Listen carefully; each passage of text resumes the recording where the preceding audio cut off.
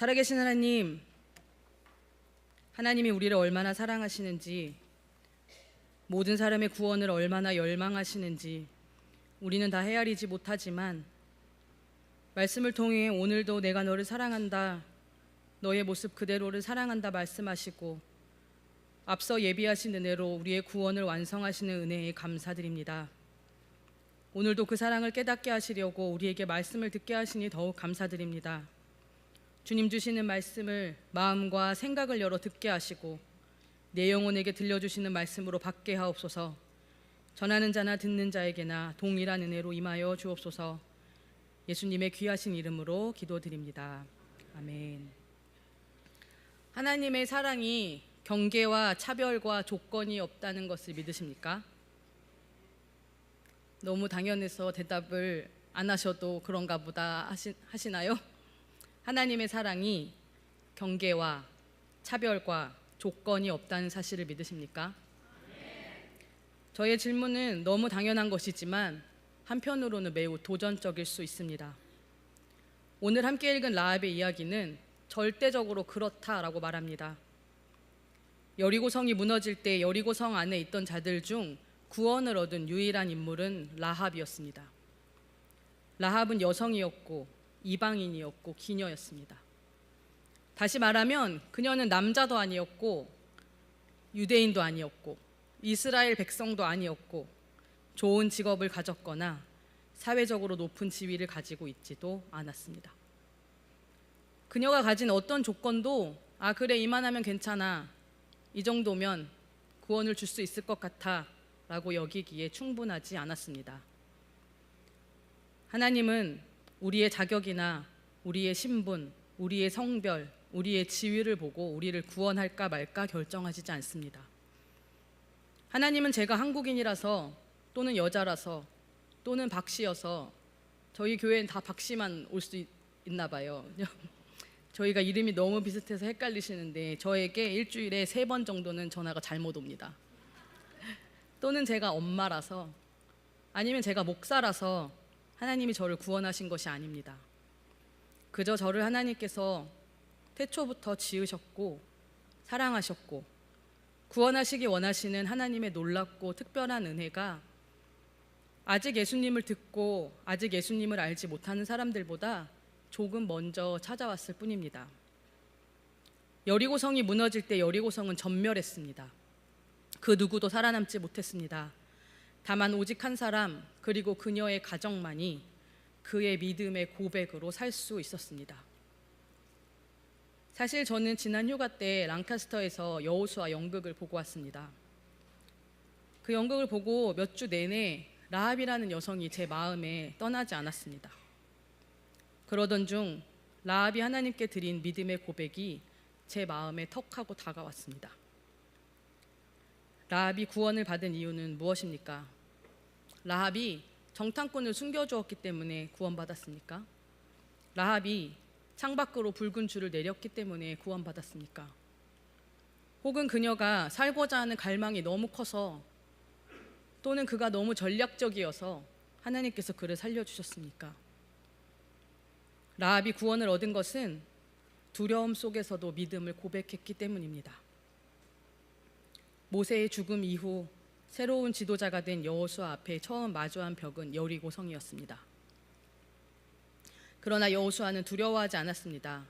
하나님께서 강하고 담대하라, 내가 발바닥으로 밟는 땅은 내가 너에게 다 주리라 말씀하셨기 때문입니다. 너의 평생에 너를 능히 당할 자가 없으리라고 말씀하셨습니다. 여호수아는 혼자만 강하고 담대한 것이 아니라 백성들에게 말합니다. 여호수아 1장 11절입니다. 진중에 두루 다니며 그 백성에게 명령하여 이르기를 양식을 준비하라. 사흘 안에 너희가 이 요단을 건너 너희 하나님 여호와께서 너희에게 주사 차지하게 하시는 땅을 차지하기 위하여 들어갈 것임이니라 하라. 요단강 건너편에서 여호수아는 백성들을 독려하고 명령합니다. 이제 저들은 하나님이 주라 하신 그 땅을 차지하러 들어갈 것입니다. 그때의 백성들도 마음을 모아 여호수아에게 응답합니다. 17절과 18절입니다. 우리는 범사에 모세에게 순종한 것 같이 당신에게 순종하려니와 오직 당신의 하나님 여호와께서 모세와 함께 계시던 것 같이 당신과 함께 계시기를 원하나이다. 누구든지 당신의 명령을 거역하며 당신의 말씀을 순종하지 아니하는 자는 죽임을 당하리니 오직 강하고 담대하소서. 이로써 여호수아의 첫 번째 정복이 시작됩니다. 앞서 여호수아는 정탐꾼을 여리고성으로 보냈습니다. 모세가 가데스 바네아에서 가나안의 정탐꾼을 보낸 지 40년쯤 지났을 때입니다. 모세가 12명을 뽑아 가나안으로 보냈을 때 돌아온 10명의 정탐꾼은 그들은 거대하고 장대하여 우리가 결코 그들을 이길 수 없다 말하며 우리는 메뚜기 같다고 사람들을 선동했습니다. 이에 백성들은 분노하여 모세에게 대항하고 하나님께 반역했습니다. 그 결과 이스라엘의 첫 번째 세대는 모두 광야에서 죽임을 당해야 했습니다. 그들은 하나님께서 이스라엘부터 택하여 구원하신 백성입니다. 열 재앙과 홍해와 반석 위의 물과 만나와 메추라기와 구름기 등과 불기 등으로 인도하여 내시고 모든 기적과 이적을 이미 경험했던 세대입니다. 그리고 그들은 그 이전에 아브라함과 이삭과 야곱에게 주신 약속, 그 약속의 땅에 이제 거의 다 다른 것입니다. 그럼에도 불구하고 그들은 정탐꾼의 보고 앞에서 무너져 버렸습니다. 그들은 두려움에 사로잡혀 하나님이 하실 구원의 역사에 참여하지 못했습니다. 결국 그 약속을 의심함으로 멸망당했습니다. 그런데 오늘 여호수아가 다시 정탐꾼을 보냅니다. 여호수아는 12명의 정탐꾼 중 한 명이었습니다. 가데스 바네아에서 반역으로 살아남은 두 사람 중에 유일한 사람입니다. 그때 10명이 말한 부정적인 보고로 출애굽 첫 번째 세대가 어떻게 되었는지, 그들이 왜 광야 40년을 헤맸어야 하는지, 또 백성들이 어떻게 분노하고 모세가 어떤 마음을 가졌었는지를 직접 보고 듣고 제일 잘 알고 있는 사람이란 뜻입니다. 아마 저라면 정탐꾼을 보내지 않았을지도 모릅니다.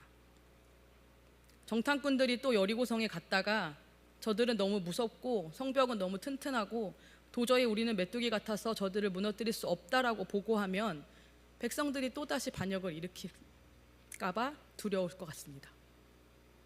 그러나 강하고 담대했던 여호수아는 여리고성으로 정탐꾼을 보냅니다. 여호수아가 정탐꾼을 보낸 캠프를 치고 있었던 땅은 시딤이란 곳입니다. 시딤이 어떤 곳인지 기억하시는 분이 있으리라 생각됩니다. 민수기 25장 1절입니다. 이스라엘이 시딤에 머물러 있더니 그 백성이 모압 여자들과 음행하기를 시작하니라. 모압 여자들과 음행하고 그들의 유혹을 이기지 못해 이스라엘의 남성들이 넘어갔습니다. 그들의 음란한 행위는 곧 모압의 이방신들에게 전하는 우상 숭배였으며 이로써 노여움을 산 이스라엘은 하나님께서 연병에 걸리게 하여 2만 4천 명이 죽임을 당했습니다.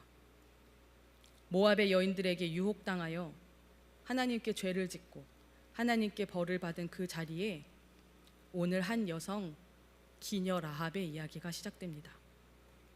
두 사람의 정탐꾼은 여리고성 안으로 들어갔습니다. 그들이 몸을 숨긴 곳은 다름 아닌 라합 기생의 집이었습니다. 두 사람은 그곳에서 하룻밤을 유숙하기로 합니다. 그러나 성벽으로 둘러싸인 여리고성 안에 낯선 자가 들어오는 일은 쉬운 일이 아니었을 것입니다. 우리 동네에만 해도 못 보던 차가 있네, 못 보던 사람이 있네, 한인 사회가 좁아서 새로운 사람 한 명만 와도 금방 알아차립니다. 정탐꾼들도 금방 그들의 정체를 들키고 말았습니다. 그리고 그 소식은 순식간에 왕에게 전해졌습니다. 여리고 왕은 즉시 사람을 보냈습니다. 라합의 집 앞에 가서 내 집에 들어와 유숙하는 그 사람을 끌어내라. 그들은 이 땅을 정탐하러 온 자들이다. 왕의 명령이 라합의 문 앞에 도착했습니다. 마패를 든 암행어사처럼, 사약을 들고 온 어사처럼 왕의 심부름꾼이 라합의 집 앞에 찾아온 것입니다. 그 순간 라합에게 어떤 선택이 가능할까요? 첫째는 순순히 문을 열고 정탐꾼을 내어주는 것, 그것이 가장 안전하고 쉽게 살 수 있는 길이었습니다. 둘째는 침묵하는 것입니다. 누가 문을 두드리든지 말든지 숨어 저들이 지나갈 때까지 조용히 기다리는 것입니다. 그러나 라합은 목숨을 건 선택을 합니다. 그녀는 이미 지붕 위에 두 정탐꾼을 숨겨두었습니다. 그리고 왕의 사람들 앞에 서서 이렇게 말합니다. 두려워 떨지 아니하고 서서 말합니다. 4절 후반부부터입니다. 과연 그 사람들이 내게 왔었으나 그들이 어디서 왔는지 나는 알지 못하고 그 사람들이 어두워 성문을 닫을 때쯤 나갔으니 어디로 갔는지 나는 모르니 급히 쫓아가 봐라. 그러면 그들을 따라 잡으리라. 왕의 명령을 받은 사람들은 그대로 순순히 물러납니다. 라합의 말대로 왕의 사람들은 요단 강변까지 그들을 쫓았습니다. 왕의 심부름꾼들은 기생 한 사람의 말에 완전히 속아 넘어갔습니다. 여리고 왕의 심부름꾼조차 하나님의 구원 계획 앞에서 무기력하고 속수무책으로 당할 수밖에 없었습니다. 하나님께서 얼마나 철저하고 세밀하게 그들을 인도하시는지를 보여주는 장면입니다. 뿐만 아니라 정탐꾼은 자기들의 역할을 하지도 못했습니다. 이미 정체를 들켰고 그들이 제대로 정탐을 했는지 안 했는지 성경에 잘 기록되어 있지 않습니다. 오히려 그들은 라합으로 인해 살아남았습니다. 정탐꾼이 라합을 구한 것이 아니라 라합이 정탐꾼들을 살렸습니다.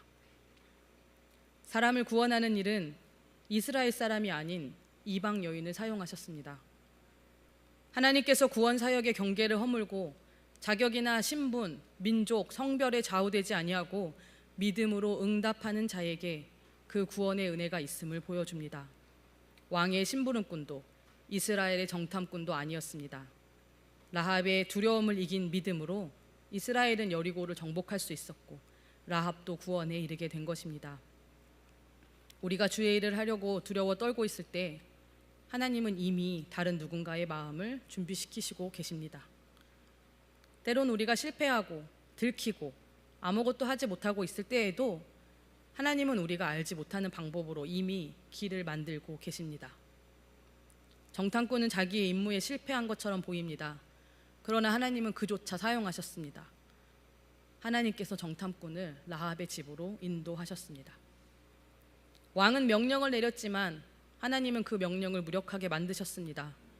이스라엘 백성이 아직 요단강을 건너기도 전에, 성벽이 무너지기도 전에, 나팔 소리가 들리기도 전에, 이스라엘이 행진을 시작하기도 전에 하나님은 이미 여리고성 안 가장 낮고 소외된 자리에 일할 사람을 예비해 두셨습니다.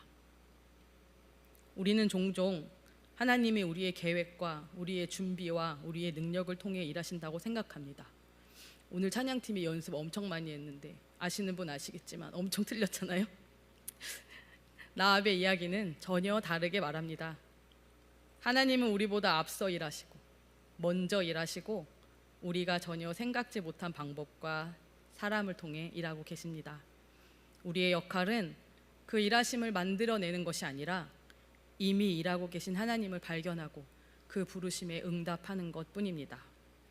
라합이 지붕에 숨어있는 정탐꾼들에게 이렇게 말합니다. 9절부터 11절입니다.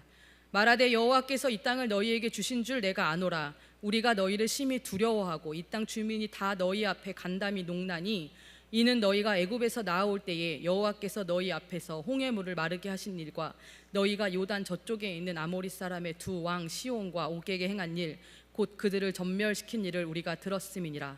우리가 듣자 곧 마음이 녹았고 너희로 말미암아 사람이 정신을 잃었나니 너희의 하나님 여호와는 위로는 하늘에서도 아래로는 땅에서도 하나님이시니라. 아멘. 이 얼마나 대단한 고백입니까? 라합은 이방 여인의 입에서 나왔다고 하기에 믿기 어려운 말들을 하고 있습니다. 이 땅을 너희에게 주신 줄 안다. 여리고가 두려워하고 있다.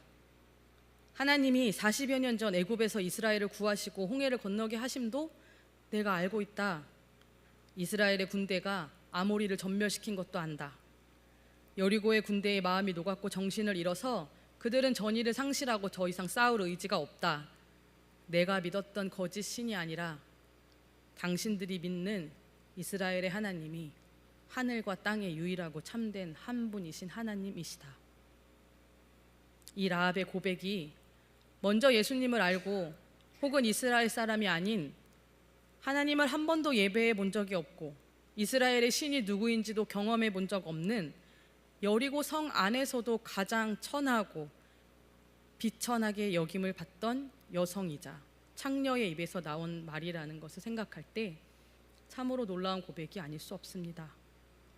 우리 다시 한번 이 말씀을 읽어보겠습니다. 9절입니다. 말하되 여호와께서 이 땅을 너희에게 주신 줄 내가 아노라. 우리가 너희를 심히 두려워하고 이 땅 주민들이 다 너희 앞에서 간담이 녹나니 여호와께서 너희 앞에서 홍해 물을 마르게 하신 일과 너희가 요단 저쪽에 있는 아모리 사람의 두 왕 시온과 옥에게 행한 일 곧 그들을 전멸시킨 일을 우리가 들었음이니라. 우리가 듣자 곧 마음이 녹았고 너희로 말미암아 사람이 정신을 잃었나니 너희의 하나님 여호와는 위로는 하늘에서도 아래로는 땅에서도 하나님이시니라. 아멘. 라합은 하나님과 이스라엘 사이의 약속에 대해서도 알고 있습니다. 이 땅이 이미 이스라엘에게 주어졌음을 알았습니다. 그리고 그 일로 여리고 주민과 자기 자신도 두려워하고 있습니다. 하나님의 약속은 애굽에서 노예를 살았던 400년을 지나고 나서도 또 광야의 40년 여정을 지나고 나서도 사라지지 않았습니다. 라합은 아마도 아브라함에게 주셨던 그 약속, 이삭과 야곱에게 주셨던 약속은 알지 못했을지도 모릅니다. 그러나 지금 그녀가 분명히 알고 있는 것은 여호와께서 이 땅을 너희에게 주신 줄 아노라입니다. 라합은 이 땅을 이미 주셨다고 말합니다. 주실 것이다가 아니라 주실 수도 있다가 아니라 주신 것이다 라고 말합니다. 여리고성은 아직 멀쩡히 서 있습니다. 여리고성은 당대의 가장 견고한 성 중에 하나였습니다. 전쟁은 아직 시작되지도 않았습니다. 이스라엘 백성들은 요단강을 건너지도 않고 반대편에 진을 치고 기다리고 있습니다. 그런데 라합은 아직 일어나지 않은 정복을 이미 이루어진 일처럼 말합니다. 이것이 바로 믿음의 선포입니다. 하나님의 약속하신 것, 아직 눈에 보이지 않아도 이미 주신 것으로 받아들이는 것. 이스라엘 백성조차 가데스 바네아에서 이 믿음에 실패했습니다. 그들은 약속의 땅을 자기의 눈으로 보고도 코앞에 놓고도 우리는 메뚜기와 같다 하며 믿음을 지키지 못했습니다. 그런데 정작 그 약속과 아무 상관도 없는 이방 여인이 이스라엘보다 먼저 이스라엘 사람들보다 더 확신하여 하나님의 약속을 붙들고 있는 것입니다. 라합은 이스라엘이 아모리를 진멸하고 이곳까지 왔음도 알고 있습니다. 그녀는 이스라엘과 한 번도 함께 싸운 적이 없습니다. 이스라엘 안으로 들어간 적도 없습니다.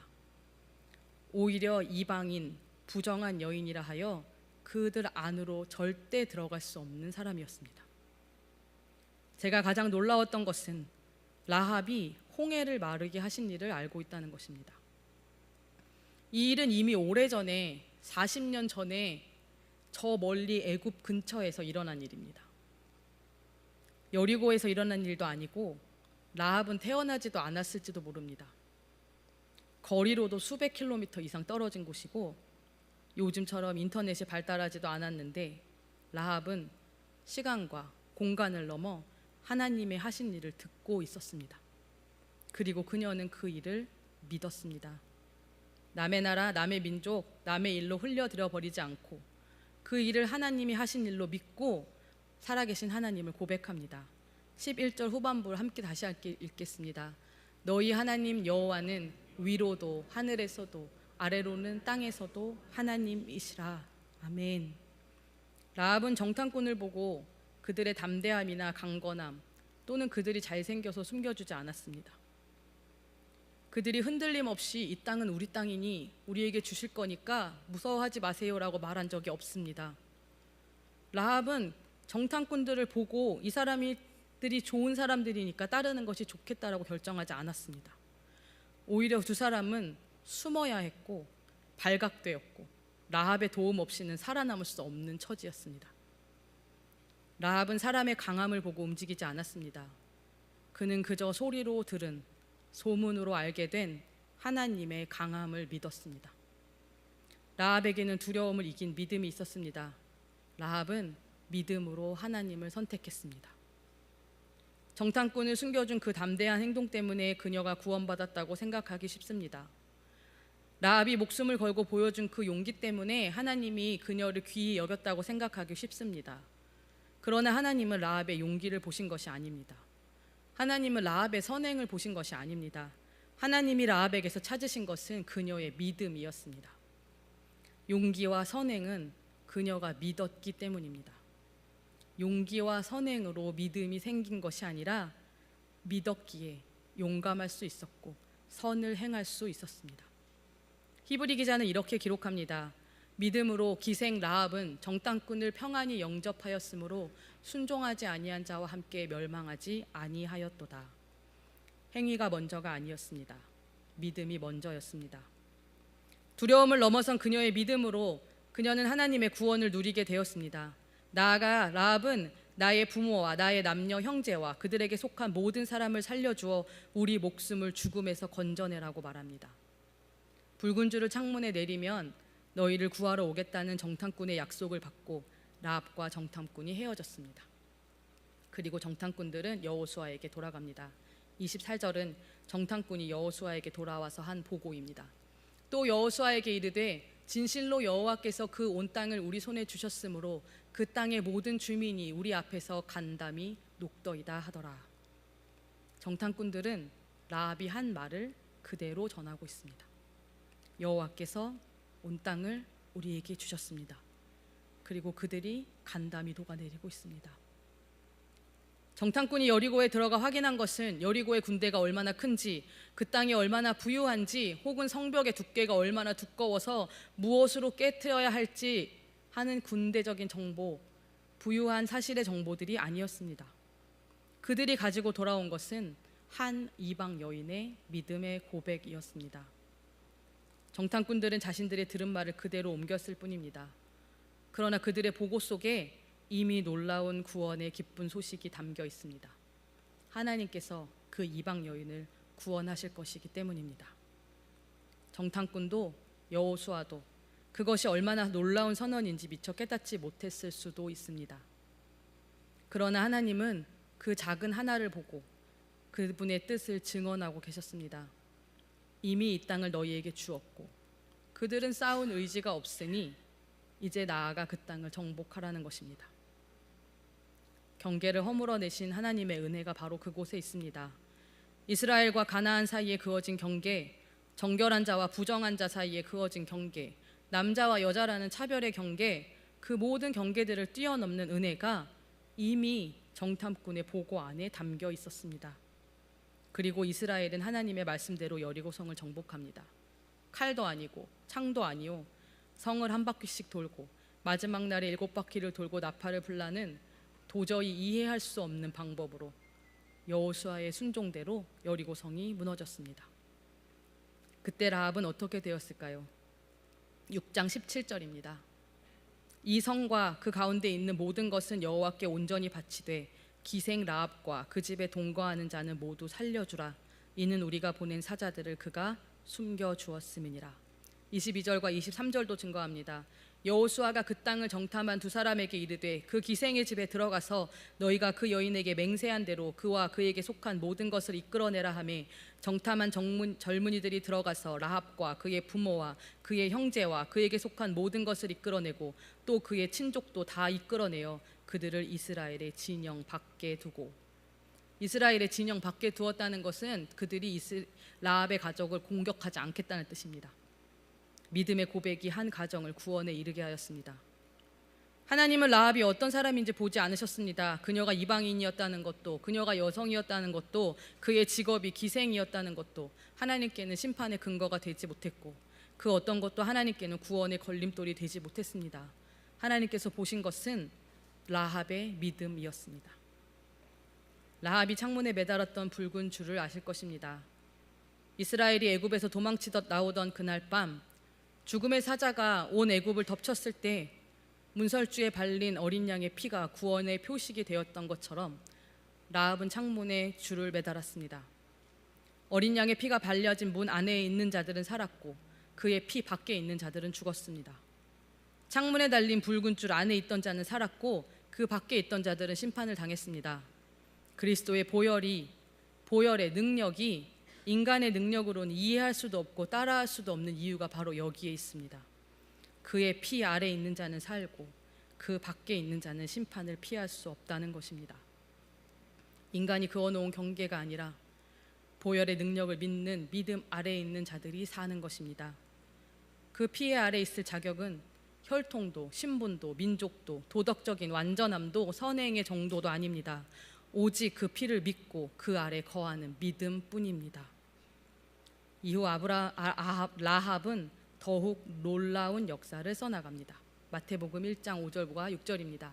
살못은 라합에게서 보아스를 낳고 보아스는 룻에게서 오벳을 낳고 오벳은 이새를 낳고 이새는 다윗 왕을 낳으니라.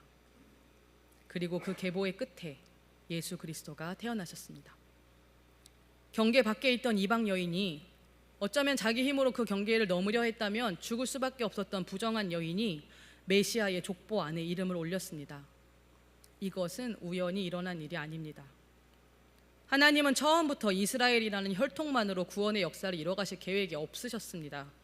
애굽을 나오던 그 밤에도 유월절의 규례는 이스라엘만을 위한 것이 아니었습니다. 그 말에 순종한 이방인들이 이스라엘과 함께 애굽을 나왔습니다. 라합을 통해 그리고 또 룻을 통해 이후 열방에 온 가난하고 소외되고 약한 자들을 통해 하나님의 구원 계획은 처음부터 경계를 넘어선 은혜였습니다. 여리고성이 무너질 때에 위로도 아래로도 하나님이십니다라는 고백에 창문에 매인 그 붉은 줄에서부터 그 계획은 선명하게 드러나고 있습니다. 말씀이 오늘 우리에게 묻습니다. 여러분은 지금 어떤 경계 안에 서 계십니까? 혹은 어떤 경계 밖에 계십니까? 내가 너무 부족해서, 내가 너무 부끄러워서, 내가 자격이 없어서 하나님의 은혜 안에 거하기 어렵다고 생각하시진 않습니까? 또는 그 어떤 누군가는 절대 우리 안으로 들어올 수 없어. 저 사람은 구원받지 못할 거야. 먼저 선을 그어놓고 하나님의 구원을 재단하고 계시진 않습니까? 라합의 이야기는 그리고 십자가의 보혈의 능력은 오늘 우리에게 말합니다. 하나님의 사랑에는 경계도 차별도 조건도 없습니다. 하나님이 찾으시는 것은 우리의 자격이 아니라 우리의 믿음이기 때문입니다. 이 시간 함께 찬양하고 기도하겠습니다.